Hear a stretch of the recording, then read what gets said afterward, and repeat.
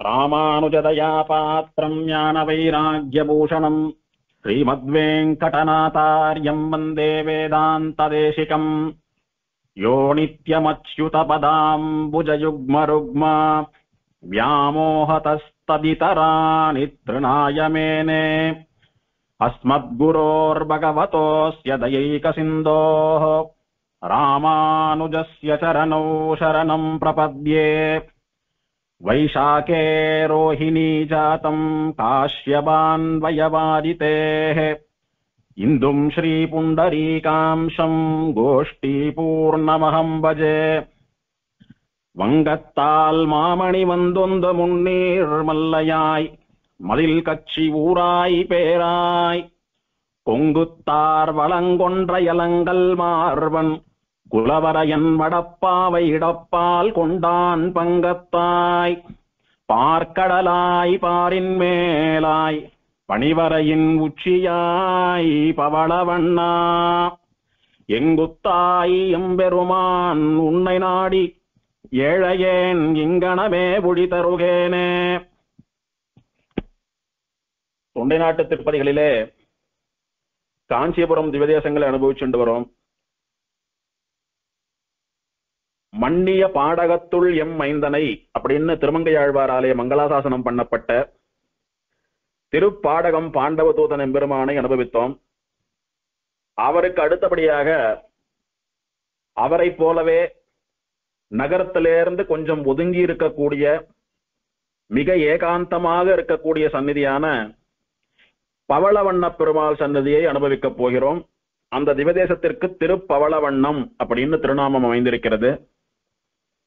திருப்பவளவண்ணம் அப்படின்ற திவதேசம் அப்படின்னு சொன்னால் எல்லோருக்கும் ஞாபகம் வருவது ஒரு பெருமாள் அல்ல, ரெண்டு பெருமாள். பவளவண்ணன் அப்படின்றவர் தான் ஆழ்வாராலே மங்களாசாசனம் பண்ணப்பட்ட பெருமாள். அதுவும் இப்ப அடியன் சேவித்த ஒரே பாசுரம் திருநெடுந்தாண்டகத்திலே கலியனுடைய ஒரே பாசுரம். அதுல ஒரே வார்த்தை பவளவண்ணா அப்படின்ற வார்த்தை மட்டும்தான் இந்த திவதேசத்திற்கு மங்களாசாசனம். ஆனாலும் கூட இந்த எம்பெருமானுடைய சந்நிதி வீதி கோடியில இருக்கக்கூடிய பச்சை வண்ணன்னு சொல்லக்கூடிய பெருமாளையும் இவரோட சேர்த்து ஒரே திவ்யதேசமாகவே அனுபவிச்சுட்டு வர்றதுன்றது காலாகாலமா நம்முடைய சம்பிரதாயத்தில் இருக்கக்கூடியதான மரபு. அதனால திருப்பவளவண்ணம் அப்படின்னு சொன்னால் பச்சை வண்ணர் பவளவண்ணர் அப்படின்னு ரெண்டு பெருமாளையும் சேர்த்து சொல்றது, சேர்த்து அனுபவிக்கிறது தான் வழக்கமா இருந்துட்டு இருக்கிறது இன்னைக்கும். ஆகையினாலே ரெண்டு எம்பெருமான்களையும் அனுபவிக்க போகிறோம். முதல்ல ஆழ்வாராலே மங்களாசாசனம் பண்ணப்பட்ட பவளவண்ண பெருமாளை அனுபவிக்க போகிறோம். இந்த எம்பெருமான் ஆச்சரியமாக அமர்ந்த திருக்கோலத்திலே சேவை சாதிக்கக்கூடியவர். அடியேன் இந்த பெருமாள் மூலவர், உற்சவர், தாயார் மூணு பேருடைய படத்தையும் ஷேர் பண்றேன். பவளவண்ணம் காஞ்சி பவளவண்ணன் அப்படின்னு சொல்லக்கூடிய படம் பவளவண்ணர் மூலவருடைய படம்.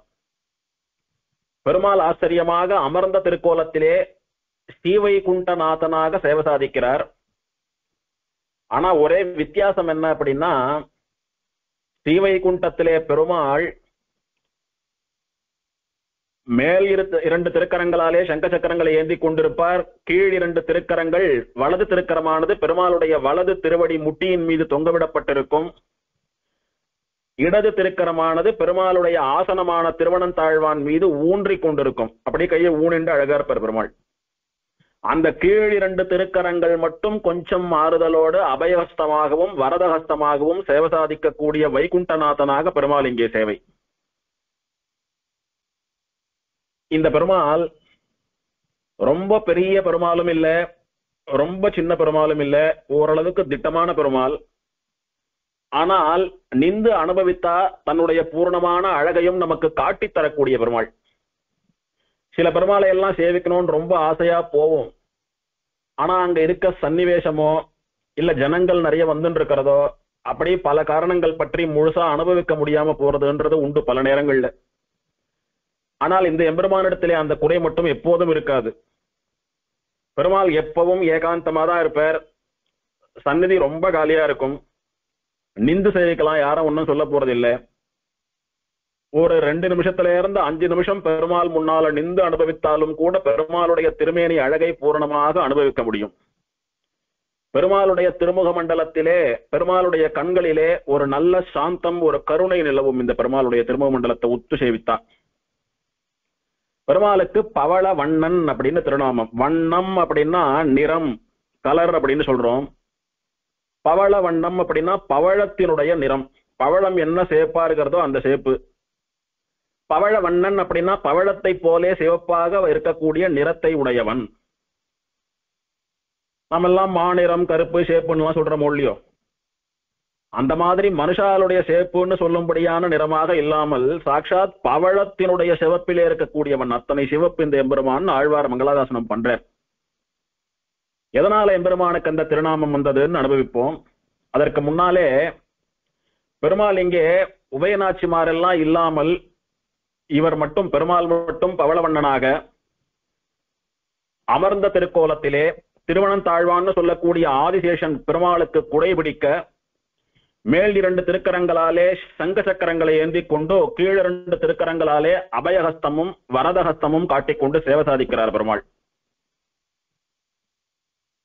வைகுண்டநாதன் திருக்கோலத்திலே இருக்கக்கூடிய இந்த பெருமாள் அபயஹஸ்தமும் வரதஹஸ்தமும் வச்சுட்டு சேவை சாதிக்கிறது நமக்கு எதை உணர்த்துறது அப்படின்னா, இங்கே பவழவண்ணனாக சேவை சாதிக்கக்கூடிய என்னுடைய திருவடிகளில் சரணாகதி பண்ணுங்கள் அப்படின்னு இடது கையை கொண்டு தன்னுடைய திருவடியை காட்டி கொடுக்கிறார் பெருமாள். அப்படி சரணாகதி பண்ணினால் நான் அங்கே ஸ்ரீவைகுண்டத்திலே வைகுண்டநாதனாக உங்களுக்கு மோட்சம் தருகிறேன் அப்படின்னுட்டு பெருமாள் வலது கையை வைத்து அபயம் தருவது போல இருக்கக்கூடியதான சேவை. ரொம்ப ஆச்சரியமான திருமேனி லட்சணங்கள் உடைய பெருமாள். கவச்சத்தோட சேவித்தாலும் சரி, கவச்சம் இல்லாமல் சேவித்தாலும் சரி, ரொம்ப நன்னா இருக்கக்கூடிய பெருமாள். இவர் மூலவர். பெருமாள் உற்சவருக்கும் பவளவண்ணன் அப்படின்னு தான் திருநாமம். உற்சவர் உபயநாச்சிமாரோடு கூட எழுந்தருள் இருக்கக்கூடிய படத்தை ஷேர் பண்றதுக்கு அடியன். தமிழ்ல ஆழ்வார் பவளவண்ணா அப்படின்னு சொன்னதுனால பவளவண்ணன், பவளவண்ணன் அப்படின்னு எல்லாம் பெயர் பெருமாளுக்கு. சம்ஸ்கிருதத்திலே பிரவாலேஷன், பிரவாள வர்ணன் அப்படின்னு திருநாமம். பிரவாளம் அப்படின்னா பவளம். ஈசன் திருமால் எம்பெருமான், எல்லோருக்கும் ஈஸ்வரனா சுவாமியா இருக்கக்கூடியவன். பிரவாள வர்ணத்திலே இருக்கக்கூடிய ஈசன் பிரவாலேஷன். வர்ணம் அப்படின்னு சம்ஸ்கிருதத்துல சொல்றதுதான் தமிழ்ல வண்ணம்னு சொல்றோம். பிரவாளம் பவளம். பவளவண்ணன் அப்படின்ற பதத்தை அப்படியே சம்ஸ்கிருதத்துல மாத்தினா பிரவாளவர்ணன். பிரவாளவர்ணன், பிரவாலேஷன், பவளவண்ணன், பவளவண்ணன் அப்படிலாம் அன்போடு அழைக்கப்படக்கூடிய இந்த பெருமாள் உற்சவர் அதிவிலட்சணமான ஒரு திருமேனியோட கூடிய பெருமாள். நின்ற திருக்கோலத்திலே மேல் 2 திருக்கரங்களாலே மூலவரை போலவே சங்க சக்கரங்களை பற்றி கொண்டு, மூலவரை போலவே வலது திருக்கரம் அபயஹஸ்தமாகவும் வைத்துக் கொண்டு, இடது திருக்கரத்தில் மட்டும் கதாயுதம் ஏந்தி கொண்டு சேவை சாதிக்கக்கூடிய பெருமாள். இந்த பெருமாளுக்கு அவசியம் ஆயுதம் தேவை.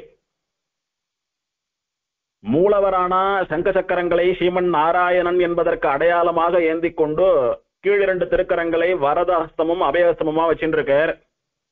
உற்சவரும் அப்படியே இருந்துட்டு போலாமே. உற்சவருக்கு விசேஷமா எதற்கு கதாயுதம் அப்படின்னா, இந்த பெருமாள் இங்க எழுந்தருளின காரணமே அசுரர்களை சம்ஹாரம் பண்றதுக்காக தான்.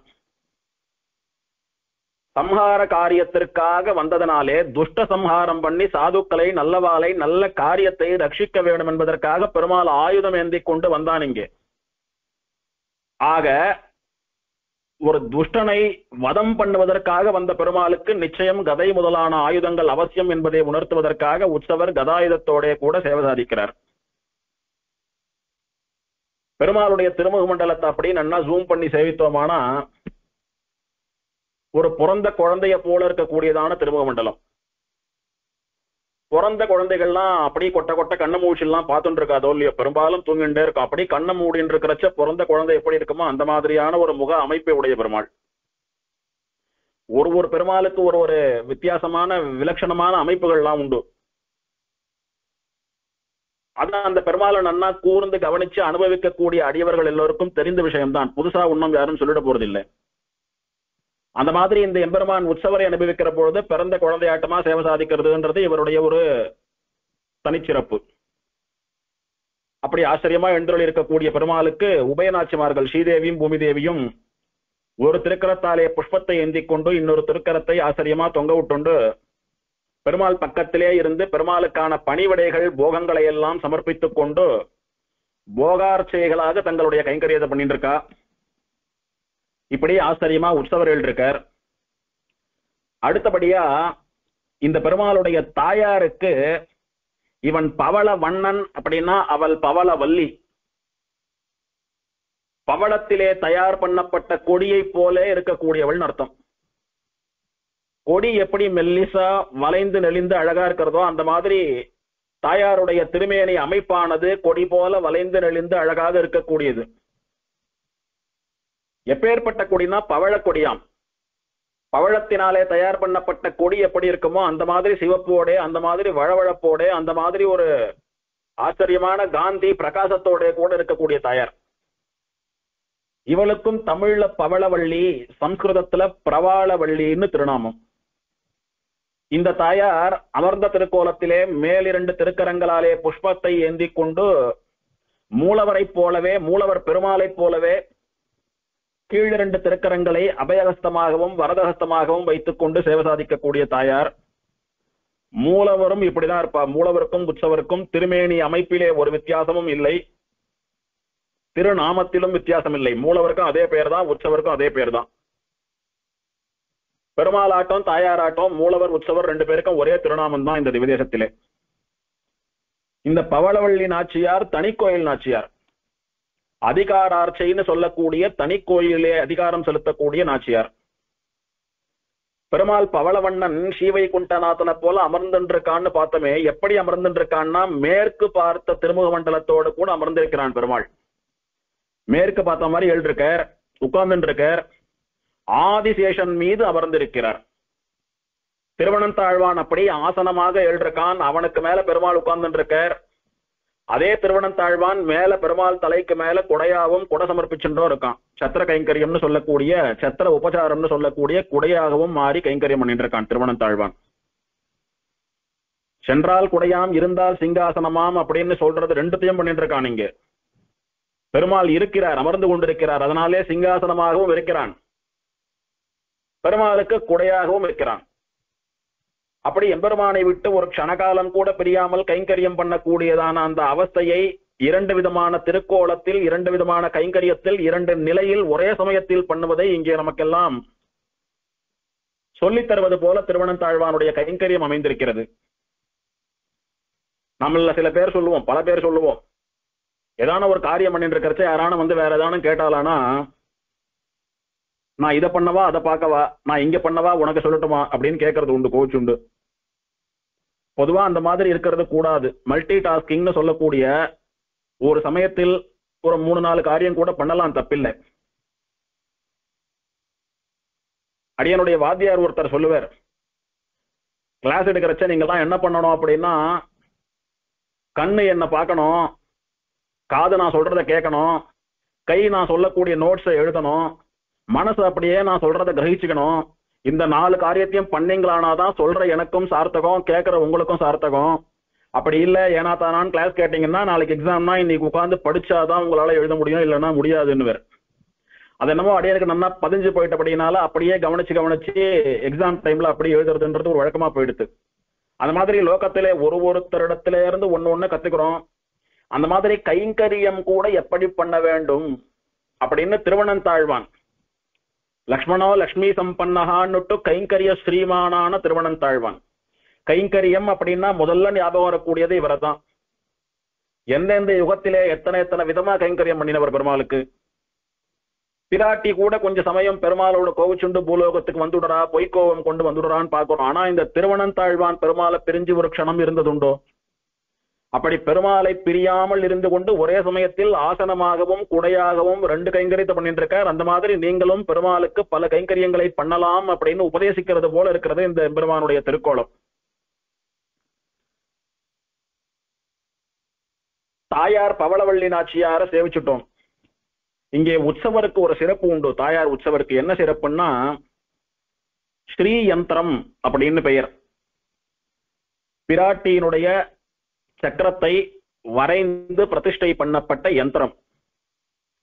அந்த ஸ்ரீ யந்திரத்துக்கு மேலதான் உற்சவர் எழுதிருக்காங்க. அது ரொம்ப விசேஷம்.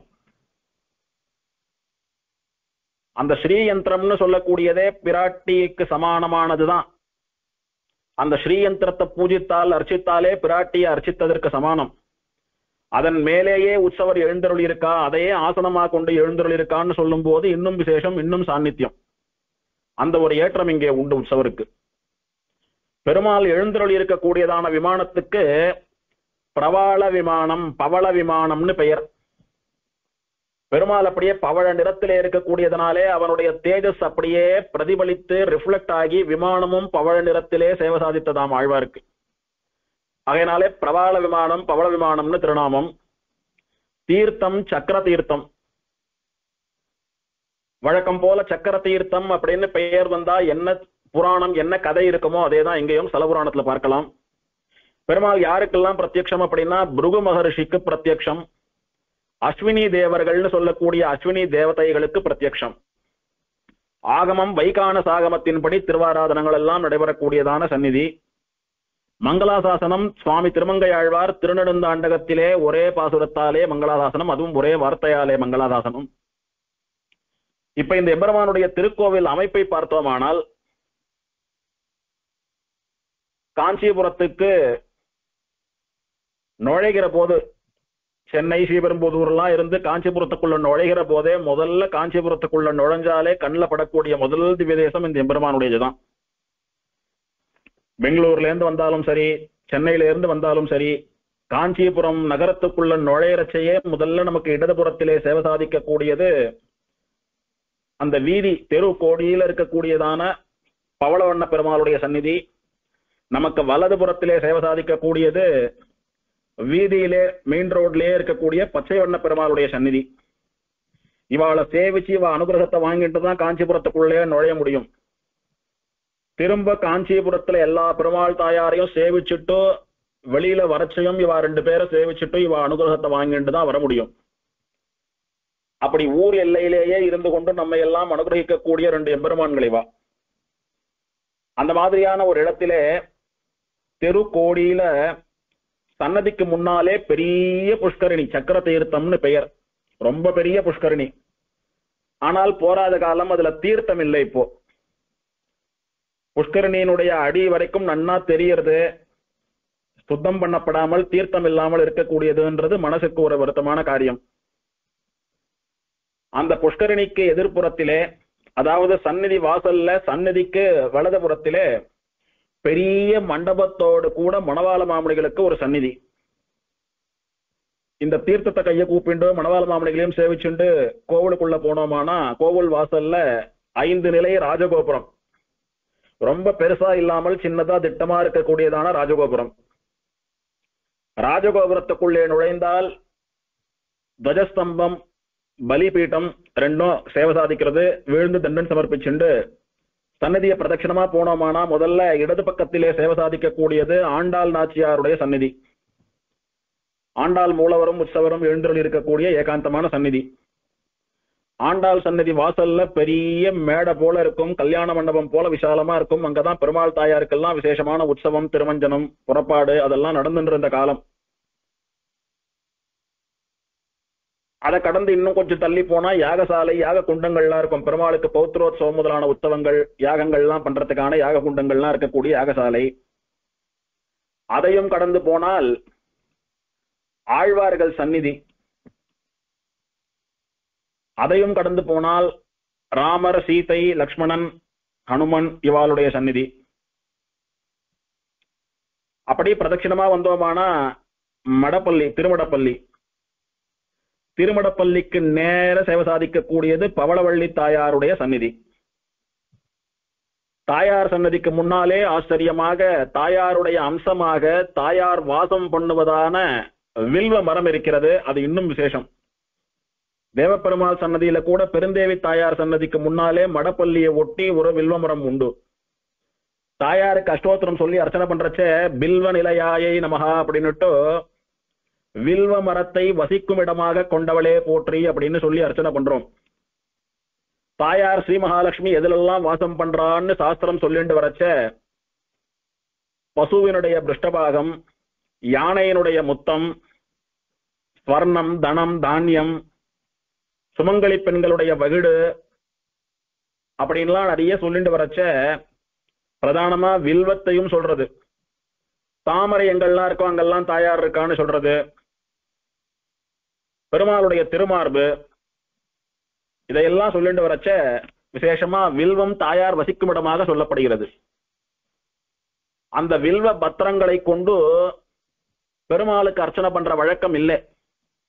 ஆனால் தாயாருக்கு விசேஷமாக ஸ்ரீசூக்த ஹோமம் முதலான ஹோமங்கள் பண்ற போது அதை ஹவிசா சமர்ப்பிக்கிறது உண்டு, பூர்ணாகுதிக்கு சேர்த்துக்கிறது உண்டு, தாயாரை அர்ச்சிப்பதற்கு வில்வத்தை பயன்படுத்துவது உண்டு. வில்வத்தை கொண்டு தாயாரை ஆராதனம் பண்ணினால் நல்ல ஐஸ்வர்யம் கிடைக்கும் அப்படின்னு சாஸ்திரம் சொல்றது, பெரியவாளும் நம்புறா. அந்த மாதிரி வில்வ மரம் இருக்கிறது. வில்வ மரத்தை தாயாருடைய ஸ்வரூபமா தாயார் சன்னதியா நினைச்சு கையை கூப்பிட்டு ஒரு பிரதட்சணத்தையும் பண்ணிண்டு தாயார் சன்னதிக்கு போனோமானா ஆச்சரியமா தாயார் கருணை தோய்ந்த முகத்தோட கூட நம்ம எல்லாம் வரவேற்று அனுகிரகிக்க கூடியதான மூலவரும் உற்சவரும் எழுந்தருளி இருக்கக்கூடியதான சந்நிதி. பெருமாள் பவளவண்ணன்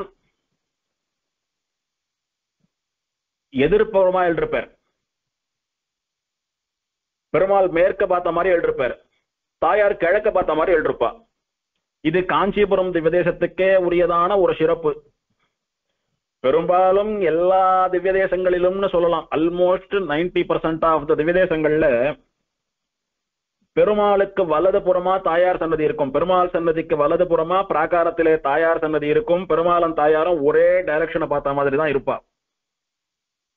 சில இடங்கள்ல மாற்றம் உண்டு. ஸ்ரீரங்கத்திலே பெருமாள் தெற்க பார்த்திருக்கார், தாயார் கிழக்க பார்த்திருக்கா. அந்த மாதிரி சில இடங்கள்ல வித்தியாசங்கள் உண்டு. ஒரு முக்கால்வாசி பொதுவா எல்லா இடத்துலயும் பெருமாளுக்கு வலதுபுறத்துல தாயார் இருப்பா, தனி கோயில் நாச்சியாரா. ஆனா காஞ்சிபுரத்திலே மட்டும் சின்ன காஞ்சிபுரம் 5 சன்னதிகள், தீப பிரகாசன் சன்னதி, சிங்க பெருமாள் சன்னதி, யதோக்தகாரி பெருமாள் சன்னதி, அஷ்டபுஜ பெருமாள் சன்னதி, தேவ பெருமாள் சன்னதினு எந்த சன்னதி எடுத்துட்டாலும் பெருமாள் மேற்க பார்த்த மாதிரி சேவை சாதிப்பார். பெருமாளுக்கு எதிர்ப்புறமா தாயார் கிழக்க பார்த்த மாதிரி சேவை சாதிப்பா. அது காஞ்சி திவ்யதேசங்களுக்கே உண்டானதான ஒரு சிறப்பு. அதே மாதிரியாக பவளவண்ணன் மேற்கு நோக்கி சேவை சாதிக்க அவருக்கு எதிர்ப்புறமா பவளவள்ளி நாச்சியார் கிழக்கு நோக்கி அந்த எம்பெருமானை சேவிப்பது போல அனுபவிப்பது போல எழுந்தருள் இருக்கக்கூடியதான சந்நிதி அமைப்பு. அங்கே தாயாரை முதல்ல சேவிச்சுண்டு தாயார் அனுகிரகத்தை வாங்கிண்டு தாயாருடைய புருஷகாரத்தோடு கூட திரும்பவும் பிரதட்சிணமா பலிபீட்டம் கொடிமரத்தை எல்லாம் தாண்டி பெருமாள் சன்னதிக்கு முன்னாலே இருக்கக்கூடிய முகப்பு மண்டபத்துக்குள்ள நுழைஞ்சோமானா முதல்ல நமக்கு வலது புறத்திலே கருடன் சேவை சாதிக்கிறார், கருத்மான். அவரை சேவித்துக் கொண்டு சன்னதிக்குள்ள போனோமானா ரொம்ப சிம்பிளா சுலபமா ஏகாந்தமா இருக்கக்கூடியதான சந்நிதி. இந்த சன்னதிக்கு உள்ளே ராமர், லக்ஷ்மணர், சீதை, ஹனுமான் இவருடைய உற்சவ விக்கிரகங்கள், ஆழ்வார்களுடைய உற்சவ விக்கிரகங்கள், ராமானுஜருடைய உற்சவ விக்கிரகம், அந்த மாதிரி உற்சவாள்லாம் ஒரு பக்கமா எழுந்தருளி இருக்கா, ஒரே வரிசையா எழுந்தருளி இருக்கா. அவளை எல்லாம் சேவிச்சுண்டு கர்ப்ப கிரகத்துக்கு போய் பெருமாளை சேவிக்கிறோம். அங்க போய் சேவிக்கிறச்ச நாம ஏற்கனவே இந்த படத்துல அனுபவித்தது போல ஸ்ரீவைகுண்டநாதனாக பெருமாள் சேவை சாதிக்கிறார். மூலவருக்கு முன்னாலே பெருமாள் உற்சவர் உபயநாச்சிமாரோடு கூட ஆண்டாள், சக்கரத்தாழ்வார் இவாள்லாம் அப்படி பரிவாரமா எழுந்திருக்கா. அவளை எல்லாம் சேவித்துக் கொள்கிறோம். இது இந்த சன்னதியினுடைய அமைப்பு. ஸ்தல புராணம் என்னன்னு பார்க்கலாம்.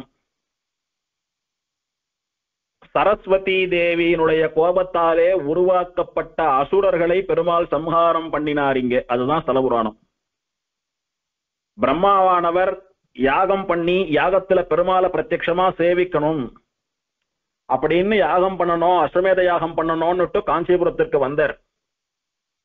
அப்போ அவருடைய சகதர்மச்சாரிணியான மூத்த தர்மபத்னியான சரஸ்வதியை வைத்துக் கொண்டு யாகத்தை பண்ண வேண்டி இருக்க, சரஸ்வதிக்கும் இவருக்கும் ஏதோ ஒரு சண்டை, ஒரு ஊடல் ஏற்பட்டிருந்தபடினாலே அவளை விட்டுட்டு 2வது மனைவியான சாவித்திரியோடு கூட யாகம் பண்ணினார் அப்படின்னு மூத்தா சகதர்மச்சாரிணி பட்ட மகிழ்ச்சி நான் இருக்கிறச்ச இலையால கொண்டு எப்படி இந்த தர்ம காரியங்களை எல்லாம் பண்ணலாம் அப்ப என்னுடைய மதிப்பு என்ன ஆறுது, என்னுடைய கௌரவம் என்ன ஆறுது, லோகத்துல யாரான என்ன மதிப்பாளா அப்படின்னுட்டு சரஸ்வதி ஆனவள் கோபம் கொண்டு எப்போ என்ன அவமதிச்சுட்டோ என்ன தவிர்த்துட்டோ யாகம் பண்ணணும்னு நினைச்சங்களோ அந்த யாகமானது செல்லுபடி ஆகாமல் நின்று விடும்படியா நான் என்னென்ன தடங்கள் எல்லாம் பண்ண முடியுமோ அத்தனையும் பண்றேன் அப்படின்னு கங்கணம் கட்டின்னு வந்து உட்கார்ந்துட்டா காஞ்சிபுரத்துல.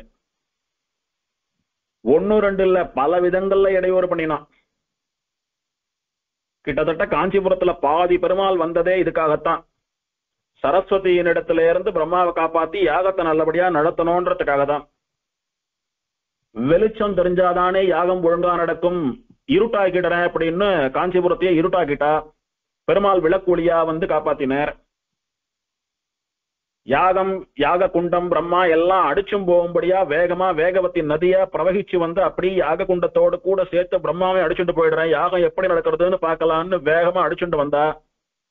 பெருமாள் குறுக்க அணை போல படுத்துட்டார், வேகவதி நதிக்கு நடுவே அணை போல படுத்துட்டார். அவர் தான் வெக்கணை கிடந்த திருவெக்கா சொன்ன வண்ணம் செய்த பெருமாள். வேகா சேது, சேது அப்படின்னா அணை, வேகா அப்படின்னா வேகவதி நதி. வேகவதி நதியினுடைய பிரவாகத்தை அந்த ஸ்பீடை கண்ட்ரோல் பண்றதுக்காக நடுவுல டேமா படுத்துட்ட பெருமாள் அவர்.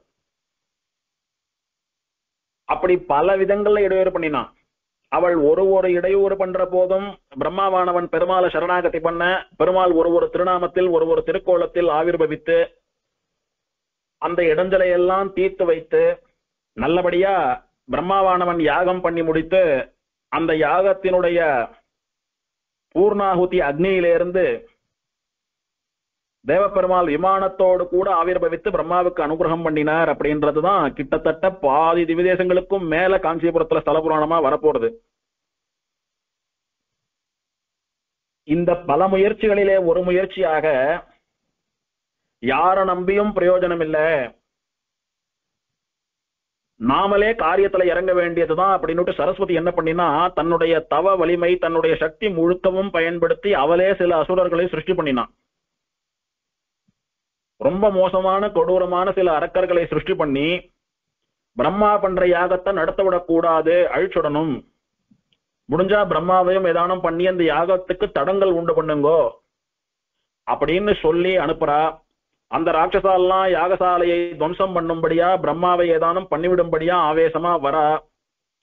அவ எதுவும் பண்ணிடுறதுக்கு முன்னாடியே பிரம்மாவானவன் எம்பெருமானிடத்திலே ஒரு ஈனக்குரலிலே எம்பெருமானே காப்பாற்று அப்படின்னு சரணாகதி பண்ண அந்த க்ஷணத்திலே அந்த ராட்சசர்கள் எல்லாம் பார்த்தாலே குலை நடுங்கும்படியான ஒரு கம்பீரமான கோபத்துடன் கூடிய திருமுக மண்டலத்தோடு கூட பெருமாள் சங்கு சக்கரம் கதைன்னு சொல்லக்கூடிய 3 ஆயுதங்களையும் ஏந்தி கொண்டு வந்து தன்னுடைய சுதர்சன சக்கரத்தினாலே அந்த அசுரர்களுடைய கழுத்தை எல்லாம் சீவிட்டார் பெருமாள். சரஸ்வதி பேச்சு கேட்டுண்டு பிரம்மாவினுடைய யாகத்தை கெடுப்பதற்காக வந்த அசுரர்கள் அனைவருடைய கழுத்தையும் வாழைத்தண்டு செய்வது போல சீவிட்டார் பெருமாள். இப்போ சுதர்சன சக்கரம் அப்படி வேகமா அவளுடைய கழுத்தை பதம் பார்த்த பொழுது ரத்தம் பீரிட்டு கொண்டு வந்தது. அந்த ரத்தம் முழுக்க கோபமா நின்று இருக்கிற பெருமாள் மேல அப்படியே அபிஷேகம் பண்றது போல பெருமாள் மூஞ்சில போய் அடிச்சது ரத்தம். பெருமாளுடைய தலை, திருமுக மண்டலம், கண்ணு, திருமேனி முழுக்க ரத்தத்தினாலே ஒரு குங்குமத்தை கரைச்சி பெருமாள் பேர்ல கொட்டி அபிஷேகம் பண்ணது போல ஆயிடுது. அத்தனை குரூரமான ராட்சசர்கள் ஒருத்தனும் மாடு போல மலை போல இருக்கான். அவ்வளோ பெரிய திருமேனி, அவ்வளோ பெரிய சரீரம் ராட்சசாலுக்கு. அவளுடைய கழுத்தை போய் சுதர்சன சக்கரமானது பதம் பார்த்த உடனே ரத்தம் பீரிட்டு கொண்டு வந்தது. அத்தனை ரத்தமும் பெருமாள் பேர்ல விழுந்து பெருமாள் அப்படியே பவழ வண்ணத்தில் மாறிவிட்டார். பவழம் எப்படி டார்க் ரெட் பிளட் கலர்ல இருக்கிறதோ அந்த மாதிரி ரத்த ஷேப்ல மாறிட்டாவலாம். அதனால பெருமாளுக்கு பவழவண்ணன், பிரவாளவர்ணன், பிரவாள ஈசன் அப்படின்னு எல்லாம் திருநாமம். அந்த எம்பெருமானுடைய திருமேனியே பவழ வண்ணத்தில் இருப்பதினாலே அந்த தேஜஸ் பிரகாசமானது சேப்பு கலர்ல ஆச்சு. அது பட்டு பிரதிபலித்து விமானமும் பவழ விமானமா பிரபால விமானமா சேவை சாதிக்கிறது. அதனால பெருமாள் இன்னைக்கும் உத்து பார்த்தோமானா செந்நிறத்திலே தான் சேவை சாதிப்பார். பெருமாள் திருமேனியில தைலம் எல்லாம் இருக்கும், அதனால அப்படியே எக்ஸாக்டா பளிச்சுன்னு சேப்பா தெரிய மாட்டார், உத்து பார்த்தா லேசா தெரியவர். இதுதான் பெருமாளுக்கு பவழவண்ணன் அப்படின்னு திருநாமம் வந்ததற்கான காரணம். இன்னொன்னு, பிருகு மகர்ஷிக்கு பெருமாள் பிரத்யக்ஷம். கர்ப்ப கிரகத்திலே பெருமாள் அமர்ந்த திருக்கோலத்துல இருக்காருன்னு பார்த்தோம். பெருமாளுக்கு வலதுபுறத்திலே பிருகு மகர்ஷியானவர் முட்டி போட்டுண்டு மண்டியிட்டு கொண்டு பெருமாளை சேவிச்சுட்டு இருக்கார். பல இடங்கள்ல அந்த மாதிரி ரிஷிகள் இருப்பா, மார்க்கண்டேயர் பிருகு எல்லாம் இருப்பா. அந்த மாதிரி பவளவண்ண பெருமாள் சன்னதியில பெருமாள் திருவடிவாரத்தை கீழே பிருகு சேவிச்சுட்டு இருக்காரு முட்டி போட்டுண்டு. பிருகுக்கும் பெருமாளுக்கும் என்ன சம்பந்தம் அப்படின்னா, திருவேங்கடமுடையானுடைய சரித்திரத்துல சொல்லப்படுவது போல அதேதான் இங்கேயும். பிருகுவானவர் மும்மூர்த்திகள்ல யார் சாத்விகா அப்படின்னு தெரிஞ்சுக்கிறதுக்காக சோதனை பண்ணணும்னு போய் ஒருத்தரையும் பரீட்சை பண்ணி பார்த்த போது பெருமாளுடைய மார்பிலை எட்டி உதைத்தபடியினாலே கோவிச்சுண்டு பிராட்டியானவள் பூலோகத்துக்கு வந்துடுறான்னு பார்க்கிறோம். பெருமாளானவர் அவளை சமாதானம் பண்ணி திரும்பவும் பிராட்டியை அடைய வேணும் என்பதற்காக பின்னாடியே பூலோகத்துக்கு வந்துடுறாருன்னு பார்த்தோம். பிருகுவானவர் ஆணவத்திலே பெருமாளுடைய மார்பை உதைக்க பிருகுவினுடைய அந்த அகங்காரத்தை நாசம் பண்ண வேண்டும் என்பதற்காக பெருமாள் பிருகுவினுடைய கால் கட்டை விரலிலே இருந்த கண்ணை பிடிச்சு அழுத்துடுறார். அழுத்தினா விட்டு பிருகுவினுடைய அகங்காரம் எல்லாம் போயிட்டு பிருகு ரொம்ப சாத்விகரா மாறிவிடுறாருன்னு கேள்விப்படுறோம். அதுக்கப்புறம் பிருகு மகர்ஷி யோசிச்சாராம், நம்ம படைத்த தெய்வத்தையா மார்பிலே எட்டி உதைத்தோம், நம்முடைய தாயான ஸ்ரீ மகாலட்சுமி வாசம் பண்ணக்கூடிய இடம்னு தெரிஞ்சுமா அங்க போய் நாம உதைத்தோம் அப்படின்னு ரொம்ப வருத்தப்பட்டு இந்த மகா பாவத்தை இந்த தோஷத்தை எப்படி தீர்த்து கொள்ள போகிறோம் அப்படின்னு அவரும் பெருமாள் பிராட்டி நம்மளால சண்டை போட்டு பிரிஞ்சு ஆளுக்கு ஒரு திசையில பூலோகத்துல போய் இருந்துட்டு இருக்காளே, இந்த பாவம் எல்லாம் நம்மள சும்மா விடுமா, இந்த தோஷத்தில இருந்தெல்லாம் நாம விடுபடணும் அப்படின்னா நிறைய புண்ணிய கஷேத்திரங்களுக்கு போய் நிறைய புண்ணிய தீர்த்தங்கள் ஆடி பெருமாள் பிராட்டியை சேவித்து இந்த பாவத்தை போக்கிக்கணும் அப்படின்னு முடிவு பண்ணிட்டு பிருகுவானவர் வரார். வந்தவர் பல திவதேசங்களுக்கு போய் பல தீர்த்தங்களிலே தீர்த்தமாடி பல பெருமாளை பிரத்யட்சமா நேர்ல சேவிக்கிறார். தபஸ் பண்ணி பெருமாளை நேர சேவிச்சு பெருமாளே அன்னைக்கு பண்ண அபச்சாரத்தை பொறுத்துடுன்னு பல கஷேத்திரங்கள்ல கேட்டு வர்றார். கடைசியா என்னைக்கு அவருக்கு மனசு ஆடுறதோ அன்னைக்குதான் அந்த மாதிரி பிராயசித்தம் பண்றதை விடுவார் போட்டிருக்கு. அத்தனை கஷேத்திரத்துல பிருகுனுடைய சரித்திரம் சொல்லப்படுறது இதே காரணத்துக்காக. அந்த மாதிரி வந்தார் பிருகு.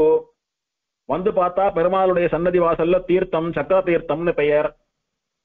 எல்லா தீர்த்தங்களுக்கும் ஏற்பட்ட அதே காரண பெயர் தான் இந்த தீர்த்தத்துக்கும். சரஸ்வதியாலே சிருஷ்டிக்கப்பட்ட ராட்சசாலை பெருமாள் தன்னுடைய சுதர்சன சக்கரத்தை கொண்டு சம்ஹாரம் பண்ணினாரோ இல்லையோ, அப்படி பண்ணின போது அந்த ராட்சசாலுடைய ரத்தமானது பட்டு சுதர்சன சக்கரம் அபவித்திரமாயிடுறது, ரத்த தீட்டப்பட்டுடுறது மேல.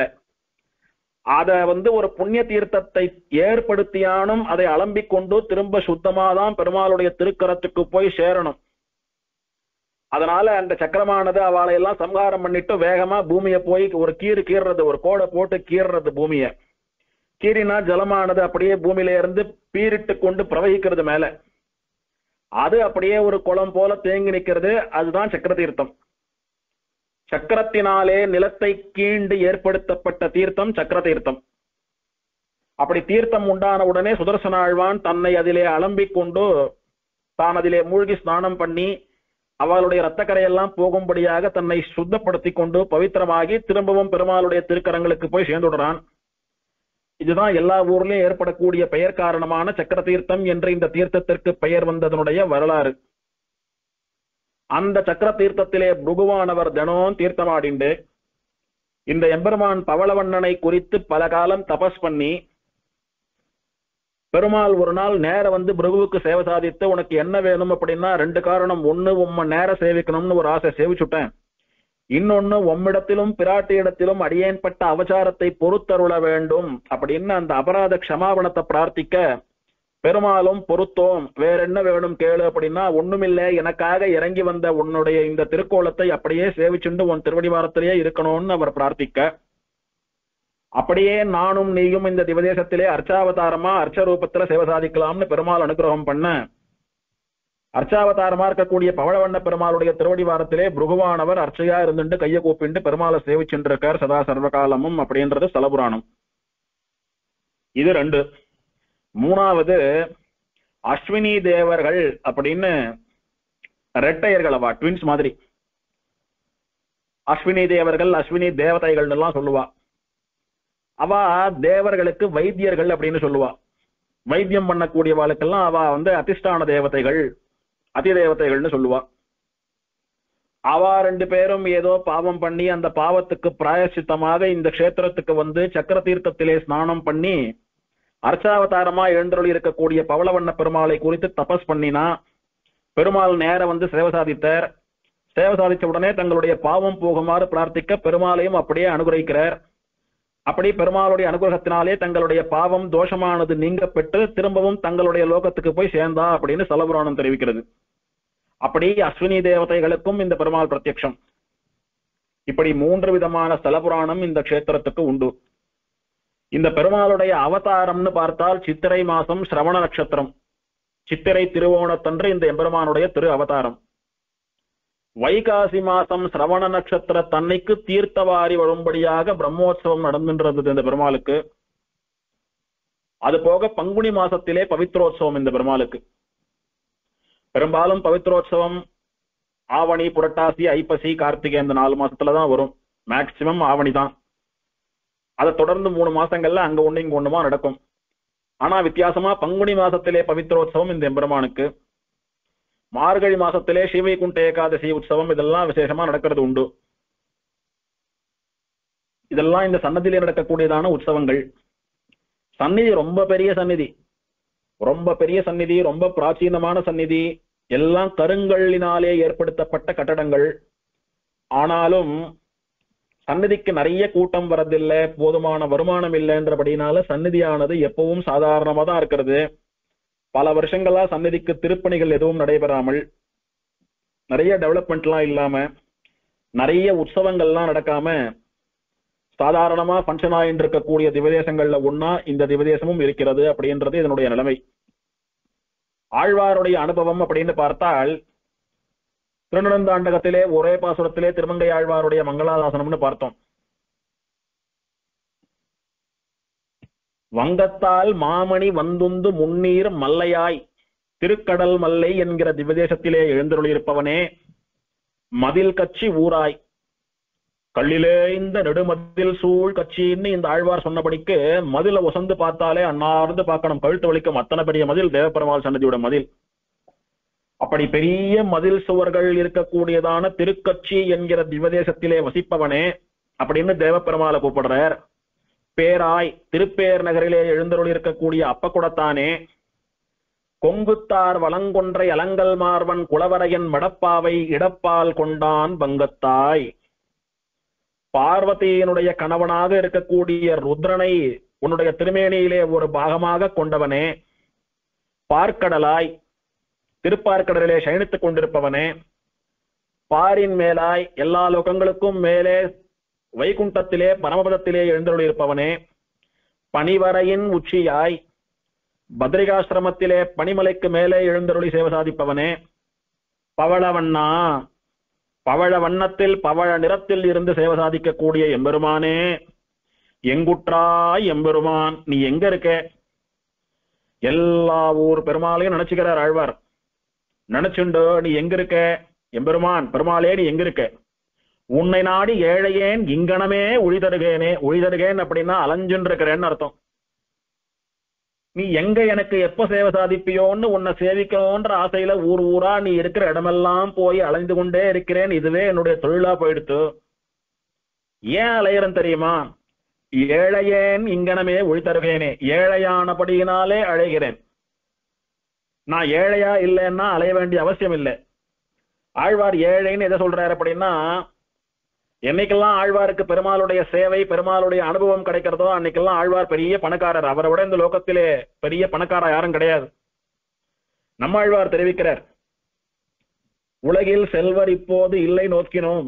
இந்த லோகத்துல என்னை விட பணக்காரன் யாருமே இல்லை. அப்படி பாக்குறேன், லோகத்துல ஒருத்தம் பணக்காரனா படல என்னுடைய கண்ணுல அப்படின்றார் ஆழ்வார்.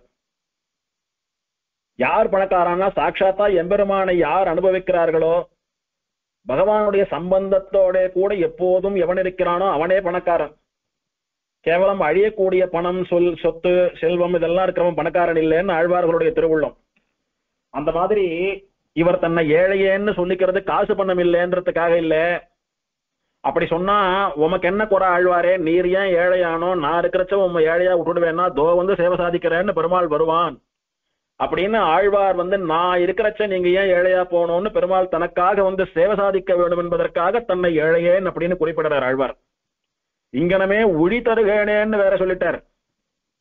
நிஜமாவே ஆழ்வார பெருமாளுக்கு பிடிக்கும் அப்படின்னா ஆழ்வாருடைய இந்த வார்த்தை பெருமாளுடைய மனசை தைக்கணும். உழி தருகேனே, அலைஞ்சுட்டு இருக்கேனே, எல்லோருக்கும் எல்லா செல்வங்களையும் தரக்கூடிய பெருமாள் இருக்க நான் ஏன் ஏழையாக இருக்க வேண்டும்? எல்லா செல்வங்களுக்கும் அதிபத்னியானவள் திருன்னு சொல்லக்கூடிய மகாலட்சுமி, அவளுக்கும் அதிபதியாக இருக்கக்கூடியவன் எம்பெருமான், திருவுக்கும் திருவாகிய செல்வன். அவனை தெய்வமாக கொண்ட திருமங்கையாழ்வார் ஏன் ஏழையாக இருக்க வேண்டும்? எல்லா விதமான ஐஸ்வர்யங்களுக்கும் அதிபதிகளாக இருக்கக்கூடிய பெருமாள் பிராட்டியையே தன் மனசுல வச்சிருக்கிற ஆழ்வார் ஏன் தன்னை ஏழையேன் என்றும் அலைந்து கொண்டிருக்கிறேன் என்றும் சொல்ல வேண்டும்? அப்படி சொன்னா நீங்க ஏன் அலையணும்? நீங்க இருக்கிற இடத்துக்கு நான் வந்து சேவை சாதிக்கிறேன்னு பெருமாள் வந்து சேவை சாதிப்பான் ஆழ்வாருக்கு.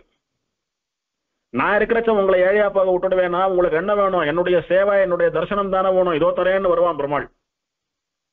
அப்படி பெருமாளை சென்டிமெண்டலா வர வைக்கணும்ன்றதுக்காக ஆழ்வாருடைய பிரயோகம் இது. இதே சாக்கிலே ஆழ்வார் எந்தெந்த எம்பெருமான்களை எல்லாம் உருகி உருகி போய் மங்களாசாசனம் பண்ணி சேவிச்சுட்டு வந்தாரோ அவளுடைய பேரை எல்லாம் கூட பட்டியல் போட்டு சொல்லிட்டார் அவருடைய பாணியில. இப்படி எங்கெல்லாம் நீ எப்படியெல்லாம் யாருக்காகவெல்லாம் வந்து சேவை சாதிக்கிறையோ அந்த ஊரெல்லாம் தேடி தேடி அலைஞ்சுண்டு உன்னை சேவிச்சுருக்கேனே, இன்னும் ஏழையனாக இருக்கிறேன். அப்படின்னா நீ எத்தனை சேவை கொடுத்தும் எத்தனை ஊர்ல சேவை கொடுத்தும் போறல எனக்கு.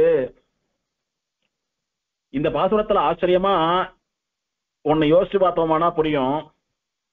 மத்த பெருமாளை எல்லாம் சொல்லிட்டு வரச்ச ஊர் பேரை ஸ்பெசிபிக்கா சொல்லிட்டார் ஆழ்வார். மல்லையாய், மகாபலிபுரம், ஸ்தலசேன பெருமாள் பேரை சொல்லியா எடுத்து, மதில் கச்சி ஊராய், பெரிய மதில் சுவர்களை உடைய தேவப்பெருமாள் சன்னதி காஞ்சிபுரம் சொல்லிட்டார். பேராய், திருப்பேர் நகர்னு அப்பகுடத்தான் சன்னதி கோவிலடியை சொல்லிட்டார். பாரின் மேலாயின்னு வைகுண்டநாதனையும் சொல்லிட்டார். பார்க்கடலாயின்னு திருப்பார்கடலையே சொல்லிட்டார். பனிவரையின் உச்சியாய் அப்படின்னு பதரிய சொல்லிட்டார். இவரை மட்டும் பவளவண்ணா அப்படின்றார். அப்படின்னா என்ன அர்த்தம்? அப்படின்னா இங்க எல்லாம் சேவை சாதித்தையே நீ பவழவண்ணனா எப்போது எனக்கு சேவை சாதிக்க போகிறாய் அப்படின்னு ஆழ்வாருடைய ஏக்கம், ஆழ்வாருடைய ஆதங்கம் அது. இதோ இங்கு சேவை சாதிக்கிறேன்னு காஞ்சிபுரத்திலே ஆழ்வாருக்கு எம்பெருமான் பவளவண்ணனாக சேவை சாதிக்க அவனை பலவிதமா அனுபவிக்கிறார் ஆழ்வார். இது என்ன ஆச்சரியமான வர்ணம்! பெருமாளுக்கு ஒரு ஒரு யுகத்திலே ஒரு ஒரு நிறத்திலே திருமேனி இருக்கும்னு சொல்றா. ஆனா இந்த மாதிரியான ஒரு ரத்த சிவப்பு, ஒரு பவழத்தை போல சிவப்பு எந்த யுகத்திலையுமே சொல்லப்படலையே. ஆனா விசேஷமா இப்படி இருக்கானே பெருமாள்.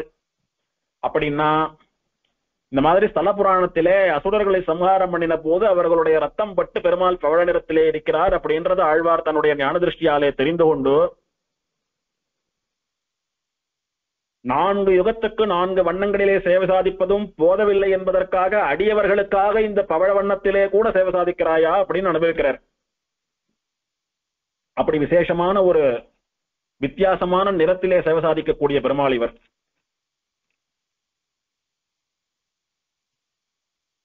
பெருமாள் ஆழ்வாரை எப்படியான மயக்கி தன்னை மறக்காதபடிக்கு பண்ணணும் அப்படின்றதுல கெட்டிக்காரர், சமர்த்தர்.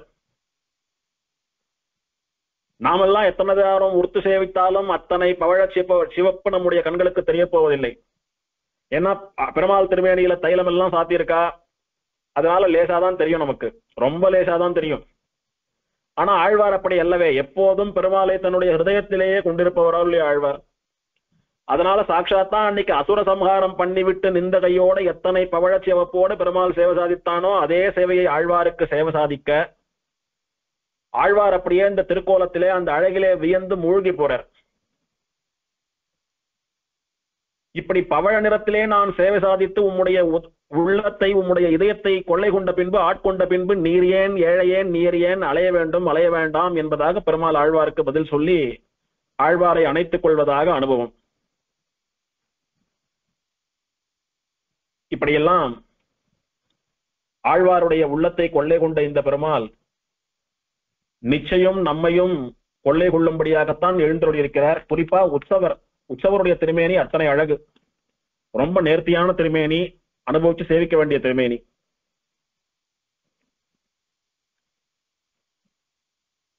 பிள்ளை பெருமாள் ஐயங்கார் இந்த எம்பெருமானிடத்திலே பிரார்த்திக்கிறார். கண்டறிந்தும் கேட்டறிந்தும் தொட்டறிந்தும் காதலால் உண்டறிந்தும் மோந்தறிந்தும் உய்யேனே பண்டை தவளவண்ணா கார்வண்ணா சாமவண்ணா கட்சி பவளவண்ணா நின் பொற்பதம். காஞ்சிபுரத்திலே பவளவண்ணனாக எழுந்தருளி இருக்கக்கூடிய பெருமாளே, நின் பொற்பதம் உன்னுடைய ஸ்வர்ணம் போல மின்னக்கூடியதான திருவடிகளை கண்டு அறிந்தும்,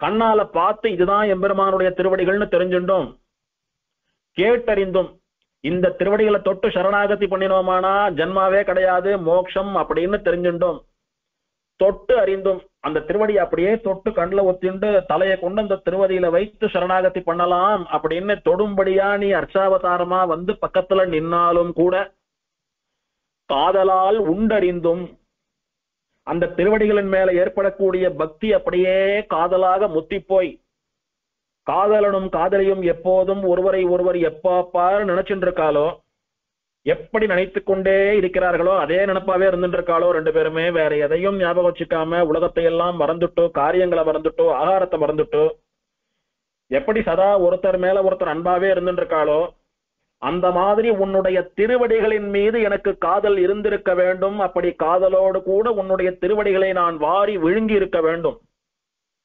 அந்த திருவடிகளானது எப்போதும் என் ஹிருதயத்துக்குள்ளேயே இருந்து என்னை அனுகிரகிக்க வேண்டும். மோந்தறிந்தும் கண்ணால பாக்குறது, காதால கேட்கறது, தொடறது, பெருமாள் திருவடியை மனசுல தேக்கி வச்சுக்கிறது, இதெல்லாம் சொல்லிட்டார். மோந்து அறிந்தும் அப்படின்னு மோந்து பார்க்கணும்னு சொல்றாரு திருவடி. ஆகர காரியமா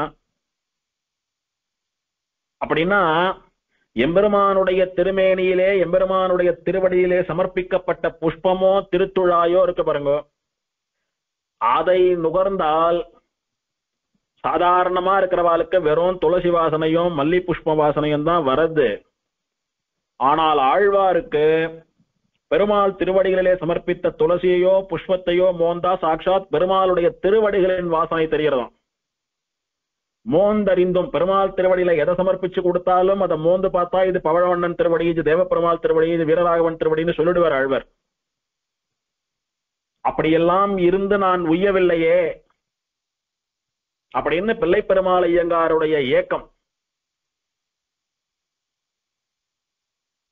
கண்டோ கேட்டோ தொட்டோ உண்டோ மோந்தோ எம்பெருமானுடைய திருவடிகளை அனுபவித்திருக்க வேண்டும், சரணாகதி பண்ணி இருக்க வேண்டும்.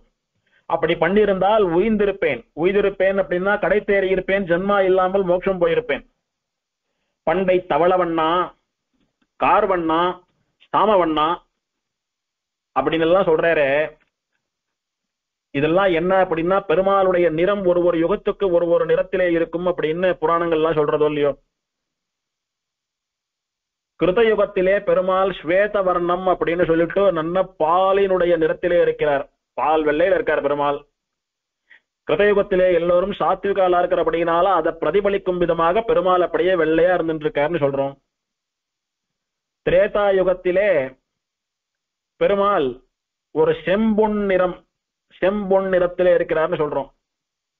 துவாபர யுகத்திலே மரகத வர்ணம்னு சொல்லக்கூடிய பச்சை நிறத்திலே இருக்கிறார் அப்படின்னு சொல்றோம். கலியுகத்திலே சியாமல வர்ணம்னு சொல்லக்கூடிய கருநீல நிறம் கருப்பு நிறத்திலே இருக்கிறார் அப்படின்னு சொல்றோம். அதையெல்லாம் பிள்ளை பெருமாள் ஐயங்கார் தன்னுடைய பாசுரத்திலே கொண்டார. பண்டை தவளவண்ணா பழைய யுகங்களிலே வெள்ளையாக இருந்தவனே, கார்வண்ணா மழை மேகத்தை போல இருந்தவனே, சாமவண்ணா கருநீல நிறத்திலே இருந்தவனே, இப்போது காஞ்சியிலே பவளவண்ணனாக சேவை சாதிப்பவனே, 4 யுகத்திலும் இல்லாமல் தனிப்பட்ட சிறப்பு நிறத்தோடு கூட பவளவண்ணத்திலே சேவை சாதிப்பவனே, எப்படியாவது ஒரு விதத்தில் உன்னுடைய திருவடிகளை நான் அடைந்திருந்து மோட்சம் போயிருக்க வேண்டாமா, அப்படி போகாம விட்டுட்டேனே அப்படின்னு வருத்தப்படுறார். அதனால என்ன தெரிவிக்கிறார் அப்படின்னா, பெருமாளுடைய திருவடிகளை கண்ணால் பார்த்தோ, அதனுடைய பிரபாவத்தை அந்த திருவடியினுடைய பெருமையை காதால் கேட்டோ தொட்டோ மனசில் தரித்தோ திருவடிகளிலே சமர்ப்பிக்கப்பட்டதான திரவியங்களை முகர்ந்து பார்த்தோ எப்படியோ ஒண்ணு அடியவர்களுக்கு எம்பெருமானுடைய திருவடியினுடைய சம்பந்தமானது எப்போதும் இருந்து கொண்டிருக்க வேண்டும். அப்படி இருந்தால் உய்வோம், நல்ல கதிக்கு போவோம், மோட்சம் கிடைக்கும் அப்படின்றதா ஐயங்காருடைய அனுபவம். விஷ்ணு ஸ்தலாதர்சத்திலே சொல்லப்பட்டதான தியான ஸ்லோகம். பிரபால சதுருஷாக்ருதிஹ ததபலா ச தத்வல்லிகா விமானமபி தத்ர ச பிரதித சக்ரதீர்த்தாந்திகே பிரபாலமிதி பஸ்சிமாமபிமுகஸ்து திஷ்டன் புரா பிரபால சதுருஷே புரே சஹரிரஸ்வினி பூஜிதः. பிரபால சதுருஷ ஆக்ருதிஹி, பெருமாளுடைய ஆக்ருதி, பெருமாளுடைய ஆகாரம் தோற்றம் எப்படி இருக்குன்னா பவழத்தை பார்த்தது போலவே இருக்காம். பவழத்தை போலவே பெருமாள் அதே நிறத்திலே இருக்கிறான் இங்கே. அதனால பவழவண்ணன் அப்படின்னு திருநாமம் அவனுக்கு. தத் அபலா, அவனுடைய தர்மபத்னியானவள், அவனுடைய மனைவியானவள், அவனுடைய பெயரோடு கூட வள்ளின்னு சேர்த்தா அவளுடைய பெயர் கிடைத்துவிடும். இவன் பிரபால வர்ணன் அப்படின்னா அவள் பிரபால வள்ளி, பவளவள்ளி, பவளவண்ணன் பவளவள்ளி. ஆக பெருமாள் பவளவண்ணனாகவும் தாயார் பவளவள்ளியாகவும் விமானமபி தத்ரச்ச பிரதித சக்கரதீர்த்தாந்திகே, விமானத்திற்கும் அதே பெயர் பிரபால விமானம் பவள விமானம் என்று. அந்த விமானம் எங்க இருக்கிறதுன்னா சக்கரதீர்த்தாந்திகே, சக்கரதீர்த்தத்துக்கு அருகிலே சக்கரதீர்த்தத்தினுடைய கரையிலே இருக்கக்கூடியதான விமானம். விமானத்திற்கு என்ன பெயர் அப்படின்னா பிரபாலம், பவழம்னு சொல்லக்கூடியது விமானத்தினுடைய பெயர், பவள விமானம். பশ্চিமாம் அபிமுகஹு, மேற்கு திசையை பார்த்தது போல இருக்கக்கூடிய விமானம். ஆகையினாலே பெருமாளும் மேற்கு திசையை பார்த்து கொண்டிருக்கிறார். பிரபால சதுருஷே புரே, ஊருக்கு என்ன பெயர் அப்படின்னா விமானம் பவள விமானம், பெருமாள் பவளவண்ணன், பிராட்டி பவளவள்ளி, அதனால ஊருக்கே பவளவண்ணம்னு பெயர். பிரபால சதுருஷே புரே, பவழத்தை போன்று இருக்கக்கூடிய ஊர். பெருமாள் பவழ நிறத்திலே இருப்பதனாலே அவனுடைய தேஜஸ் பட்டு பிரகாசத்தினாலே அப்படியே விமானம் பவழமா தெரிகிறது, தாயார் பவழமா தெரிகிறா, ஊரே பவழமா தெரிகிறது. அதனால திவதேசத்திற்கு பிரபால சதுருஷபுரம், பவழவண்ணம் அப்படின்னு பெயர். ச ஹரிர் அஸ்வினி பூஜிதா, அங்கு எழுந்தருள் இருக்கக்கூடிய எம்பெருமான் ஸ்ரீமன் நாராயணன் அஸ்வினி தேவர்களாலே பூஜிக்கப்பட்டவன் அப்படின்னு ஆச்சரியமா அந்த ஸ்தலாதர்ச தியான ஸ்லோகமானது எம்பெருமானை வர்ணிக்கிறது. பிரபால சதுருஷாக்ருதிஹ ததபலா ச தத்வல்லிகா விமானமபி தத்ர ச பிரதித சக்ரதீர்த்தாந்திகே பிரபாலமிதி பশ্চিமாமபிமுகஸ்து திஷ்டன் புரா பிரபால சதுருஷே புரே சஹரிரஸ்வினி பூஜிதः. ஸ்ரீமதே பிரபாலவல்லி நாயிகா சமேத பிரபாலவர்ண பரபிரம்மணே நமः. இதுவரைக்கும் ஆழ்வாராலே மங்களாசாசனம் பண்ணப்பட்ட பவழவண்ண பெருமாளுடைய சரித்திரம். இப்போ இரண்டாவது பாகமா ஆழ்வாராலே மங்களாசாசனம் பண்ணப்படவில்லை என்றாலும் கூட பவழவண்ண பெருமாளோட சேர்த்து அனுபவிக்கப்படுவதான இன்னொரு கோவில் பச்சை வண்ண பெருமாளுடைய சந்நிதி. அங்கே பெருமாளுக்கு ஆச்சரியமா பச்சை வண்ணன்னு திருநாமம். இவர் பவழ வண்ணத்திலே இருப்பது போல அவர் பச்சை நிறத்திலே இருக்கிறார், அதனால பச்சை வண்ணன்னு திருநாமம் பெருமாளுக்கு. அந்த பச்சையும் கூட திருத்தங்கல் பெருமாள், வட்டபத்திரசாயி இவாளெல்லாம் சேவிக்கிறது போல அப்படியே சாட்சாத் பச்சையா இருக்காது, லேசான பச்சையா தான் இருக்கும். மரகத பச்சைன்னு பெயர். அதனால பெருமாளுக்கு பச்சை வண்ணன் மரகத வண்ணன் அப்படின்னு எல்லாம் திருநாமம். பெருமாள் கிழக்கு நோக்கி நின்ற திருக்கோலம். பவழவண்ணர் மேற்கு நோக்கி உட்கார்ந்து இருக்கார், பச்சை வண்ணர் கிழக்கு நோக்கி நின்று இருக்கார். ரெண்டு பேருக்கும் நடுவுல இருக்கக்கூடியதான ரோட்ல நின்று பார்த்தோமானா ஒரு புறத்துல பவழவண்ணன் சன்னதி, ஒரு புறத்துல பச்சை வண்ணன் சன்னதி, ரெண்டு பெருமாளும் எதிர ஒருத்தர் பார்த்துக்கிறாப்புல உட்கார்ந்து இருப்பா. பெருமாள் எப்படி இருப்பார் அப்படின்னா ஆச்சரியமா பெருமாளுடைய மூலவருடைய படத்தை அடியேன் ஷேர் பண்ணிருக்கேன். திருவேங்கடமுடையான போலவே இருக்கக்கூடிய பெருமாள். அவ்வளவு பெரிய திருமேனி கிடையாது, திட்டமான சின்ன திருமேனி தான். ஆனாலும் மேல் இரண்டு திருக்கரங்களாலே சங்க சக்கரங்களை பற்றி கொண்டு கீழே வலது திருக்கரம் அபயஹஸ்தமாக இருக்கும். திருவேங்கடமுடையானுக்கு அது வரதஹஸ்தமாக இருக்கும், இவருக்கு அபயஹஸ்தமாக இருக்கிறதுன்றது ஒரு வித்தியாசம். மற்றபடி இடது கீழ் திருக்கரம் திருவேங்கடமுடையானை போலவே சம்சாரம் இடுப்பளவே அப்படின்னு காட்டும்படியான கட்டிஹஸ்தம். கட்டின்னு சொல்லக்கூடிய இடுப்பிலே கையை வைத்துக் கொண்டிருக்கக்கூடியதான கட்டிஹஸ்தம். திருவேங்கடமுடையானுக்கும் இவருக்கும் இது ஒண்ணுதான் வித்தியாசம். திருவேங்கடமுடையானுக்கு வரதஹஸ்தம், இவருக்கு அபயஹஸ்தம். மற்றபடி பார்க்கறதுக்கெல்லாம் சாட்சாத் திருவேங்கடமுடையான போல சின்ன பெருமாளா இருக்கக்கூடிய பெருமாள். சாட்சாத் திருவேங்கடமுடையானை ஸ்ரீனிவாசனை சேவிப்பது போலவே இருக்கும். அர்ச்சகர் பச்சை வண்ணன் அப்படின்னு சொல்லி ஆரத்தி பண்றச்சதான் இவர் பச்சை வண்ண பெருமாள் அப்படின்றது நமக்கெல்லாம் உரைக்கும். மற்றபடி சாட்சாத் ஸ்ரீனிவாசனாவே இருப்பார். ஒரே ஒரு வித்தியாசம் அபயஹஸ்தம் வரதஹஸ்தம் வித்தியாசம் மட்டும்தான். அப்படி ஆச்சரியமா சின்ன சன்னதியிலே நின்ன திருக்கோலத்தில் இருக்கக்கூடிய பெருமாள். இந்த சன்னதி பவழவண்ண பெருமாள் சன்னதியை போல ரொம்ப பழசா கருங்கல் சன்னதியா ரொம்ப பெரிய சன்னதியா எல்லாம் இல்லாமல் ஒரு திட்டமான சின்ன சன்னதியா இருக்கக்கூடியது. சன்னதிக்குள்ள நுழைஞ்சோமானா பலிபீட்டம் கொடிமரம், அதுக்கு உள்ள போனோமானா இடதுபுறத்திலே திருமடப்பள்ளி, திருமடப்பள்ளிக்கு நேர பெருமாளுக்கு வலதுபுறத்திலே தாயாருடைய சந்நிதி. தாயாருக்கு மரகதவல்லின்னு திருநாமம். பெருமாள் மரகதவண்ணன் பெயரோ இல்லையோ, அதனால தாயாருக்கு மரகதவல்லின்னு திருநாமம்.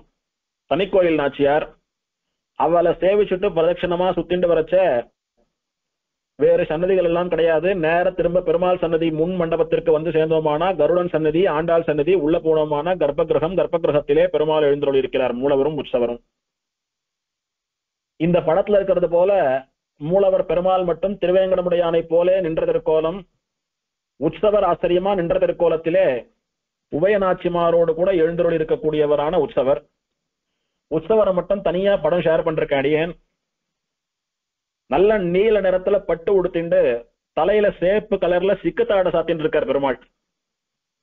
அடியேன் போன உபன்யாசங்கள்ல சொன்னேன், சிக்குத்தாட சாத்தின்னு இருப்பார் உடையவர் அப்படின்னு சொன்ன போது தெரியாதவா தெரிஞ்சுக்க வேண்டியது. இந்த பச்சை வண்ண பெருமாள் உற்சவர் என்ன தலையில சாத்தின்னு இருக்காரோ, சேப்பு கலர்ல ஒரு குள்ளா போல ஒரு டர்பன் போல கட்டின்னு இருக்காரு பாருங்க, அதுக்குதான் சிக்குத்தாடைன்னு பெயர். அப்படி ஆச்சரியமா பெருமாள் மேலிரண்டு திருக்கரங்களாலே சங்க சக்கரங்களை பற்றி கொண்டு கீழ் இரண்டு திருக்கரங்கள் அபயஹஸ்தமாகவும் வரதஹஸ்தமாகவும் வைத்துக் கொண்டு சேவை சாதிக்கிறார்.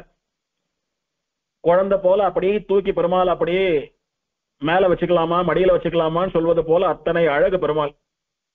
ரொம்ப சின்ன மூர்த்தி, ஆனால் அத்தனை அழகு. பெருமாளுடைய திருமுக மண்டலத்தை ஜூம் பண்ணி பார்த்தா நன்னா தெரியும். அழகு சொற்றதுன்னு சொல்ற மௌல்யம் அதை அப்படியே அனுபவிக்கலாம் பெருமாளுடைய திருமுக மண்டலத்திலே. ஆச்சரியமா பெருமாளுடைய திருவடிகள் சேவையாகிறது.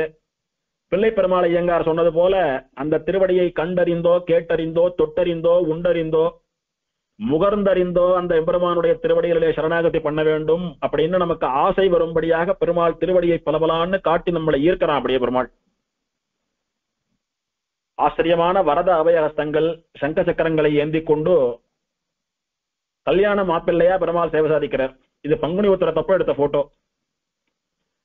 அதே மாதிரி தாயார் தனியா கொடுத்திருக்கேன் அடியேன். நல்ல ப்ளூ பார்டர்ல ஆரஞ்சு நிற பட்டு உடுத்திண்டு தாயார் ஆச்சரியமா சேவை சாதிக்கிறா. தலைக்கு ஆச்சரியமா சவுரி கொண்ட சாத்தின்னு இருக்கா. மேல் இரண்டு திருக்கரங்களாலே தாமரை புஷ்பங்களை ஏந்தி கொண்டு கீழ் இரண்டு திருக்கரங்கள் பெருமாள் உற்சவரை போலவே வரதஹஸ்தமும் அபயஹஸ்தமும் வைத்துக் கொண்டிருக்கிறாள். ஆச்சரியமான திருமுக மண்டலம். நல்ல சிரிச்ச முகத்தோட கல்யாண மணப்பெண்ணை போலவே இருக்கக்கூடிய புத்துணர்ச்சி பொருந்திய திருமுக மண்டலம் தாயாருடையது. பெருமாளுக்கு ஏத்த தாயார்.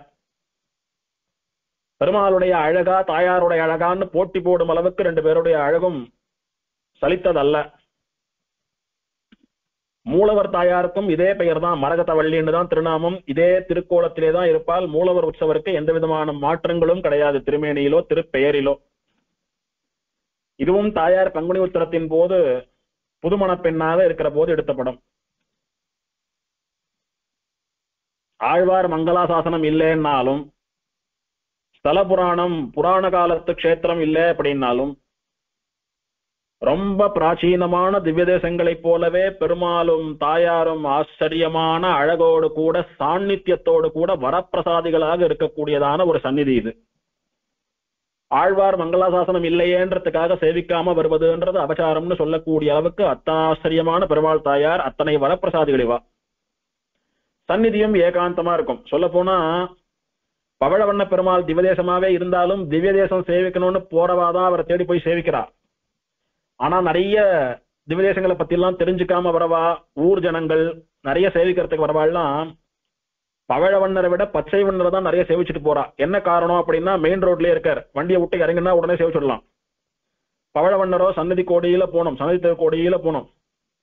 ஆகையினால அவரை காட்டிலும் இவரை நிறைய பேர் சேவிக்கிறா. இந்த எம்பெருமானுடைய அவதாரம் சித்திரை மாசம் உத்திராட நட்சத்திரம். பவழவண்ணர் சித்திரை சிரவணம், பச்சை வண்ணர் சித்திரை உத்திராடம். ஒரு நாள் முன்ன பின்ன இவா 2 பேருக்கும் திருநட்சத்திரம் வரும், அவதார உற்சவம் வரும். இவருக்கும் விசேஷமா புரட்டாசி மாசங்கள்ல சனிக்கிழமைகள்லாம் விசேஷம், உத்திராட நட்சத்திரங்கள் விசேஷம், ஸ்ரீவைகுண்ட ஏகாதசி உற்சவம் நன்னா நடக்கிறது. அந்த மாதிரி முக்கியமான சில உற்சவங்கள் இங்கேயும் உண்டு. தவண உற்சவம் நடக்கிறது, வசந்தோற்சவம் நடக்கிறது, பங்குனி உத்தர உற்சவம் நடக்கிறது. அந்த மாதிரி இவருக்கும் முக்கியமான உற்சவங்கள்லாம் நடக்கிறது. திவதேசம் இல்லைன்றதுக்காக எதுவும் கிடையாதுன்னு இல்லை, இங்கேயும் நன்னா பண்றா. அப்படி இந்த எம்பெருமானையும் அவசியம் அனுபவித்து சேவிக்க வேண்டியது நம்முடைய கடமை. ஒரு முறை போய் சேவிச்சோமானா திவதேசங்களை மட்டும் சேவிச்சுட்டு ஆத்துக்கு வர்றது அப்படின்னு வச்சுக்க மாட்டோம், இவரையும் சேவிச்சுட்டு தான் வருவோம். ஆக இந்த பவழவண்ணன் பச்சை வண்ணன் சொல்லக்கூடிய 2 எம்பெருமான்களையும் சேர்த்து ஒரு திவதேசமாக சேவிக்கிறதுன்ற கணக்கு இன்னைக்கும் தொடர்ந்து வருகிறது. அது போலவே நாம் எல்லாம் சேவிக்கணும். அதி சீக்கிரம் இந்த எம்பெருமான்கள் இருவரும் நம்ம எல்லோருக்கும் சேவை சாதிக்கணும் என்பதாக பிரார்த்தித்துக் கொண்டு 2 எம்பெருமான்கள் எம்பெருமாட்டிகளுடைய திருவடிகளுக்கும் பல்லாண்டு பாடிக்கொண்டு அமைகிறேன். கவிதார்க்கிக சிம்ஹாய கல்யாண குணசாலினே ஸ்ரீமதே வெங்கடேஷாய வேதாந்த குரவே நமஹ. ஸ்ரீமதே மரகதவல்லி நாயிகா சமேத மரகத வர்ண பரபிரம்மணே நமஹ.